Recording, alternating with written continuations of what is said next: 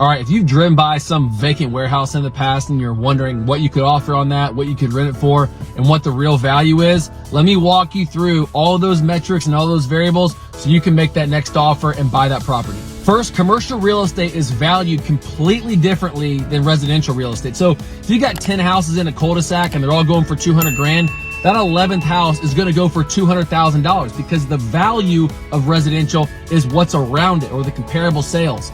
Well, commercial real estate is valued based upon the net operating income or what it actually throws off in cash flow.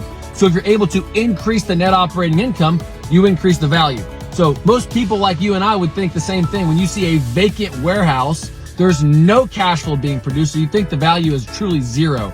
Well, there is some value in the structure, there is some value in the land, but how do we actually break it down and find out what our highest and best offer is? Here we go. Okay, so there's 4 variables that you have to know in order to be able to put a legitimate offer on a property. The first is you got to have the square footage. The next is the rent per foot or the market rent per foot in the area. The third is what the market cap rate is or what people are trading a property for. And the fourth is what the potential rehab cost would be. What does it actually cost to get that certificate of occupancy in order for your tenant to occupy the space? So to discover an occupied valuation, it's crazy easy. You take the net operating income and you divide it by the market cap rate. So let's say that we have a building that is 10,000 square feet. The market cap rate is 10% and the rent per foot is $10 a square foot.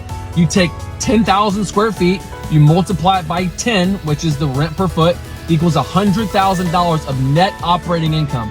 We then divide that by the market cap rate, which is 10% or 0.1, and that spits off an intrinsic value of $1 million. Okay, so now we know how to value an occupied property. What do we do about vacancies? So let's go back to that conversation. We have to have those 4 variables. The first one is, again, the square footage, then it's the rent per foot, then it's the market cap rate, then it's any rehab costs.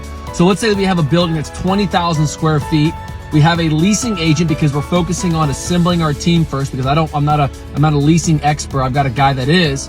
He tells me that, hey, we can rent this space right here for $10 a foot. Same kind of opportunity. So that means that we can do the math. That's going to equate to $200,000 a year of net operating income, okay? The market cap rate, let's say, is 10% still. What we're going to figure out, and let's go a step further and say that the rehab to get that C of O is going to be $60,000, okay? The way we back into this number, again, we take the 20,000 square feet, we multiply it by 10, that equals $200,000 of net operating income. The market cap rate is going to be 10%. So that means when the property is leased up, it's going to be worth $2 million. Now, from that step, what I do is I multiply that number by 0.7, okay? I'll explain why this is important. Multiply by 0.7, that equals $1.4 million. After that, I subtract out any rehab costs. Let's say it costs $60,000 to rehab it.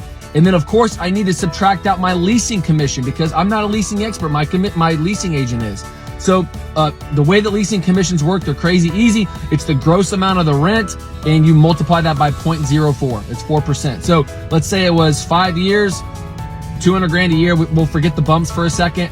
So let's say it's $1 million of income over the next 5 years. You multiply that by 0.04, it equals 40 grand. So again, we've got $2 million valuation. You multiply that by 0.7. I'll come back to that. After that, it equals 1.4 million. You subtract out any rehab cost. Let's say it was 60,000, and then you subtract out your leasing commission, which will be 40,000. So that means your highest and best offer will be $1.3 million. I'd even start a little bit lower. I'd start at like 1.125, and I'd come up and I'd try and get cute and get to about 1.4 or at least under $1.3 million.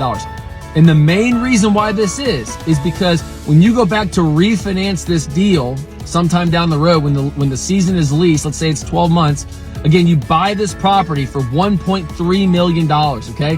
You put $60,000 into it, and then you pay the leasing agent that $40,000 to lease the space. You're all in the deal at $1.4 million. You go back to the bank a year from now and say, hey, I want to get a new appraisal on this property. What's the intrinsic value? They go out there and do the same exact math that we just did, and they discover that the building is worth $2 million. You've got this appraisal now.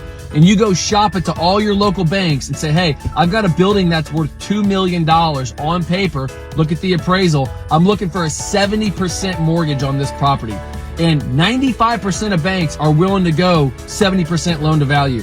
So what that means is that the bank is going to write you a check for 70% of the value of the appraisal, which is $1.4 million, which is what you're in the building for. So what this creates, if you really think about it, it allows you and your investors to buy property for whatever the amount of principal that you put in, whatever you negotiate.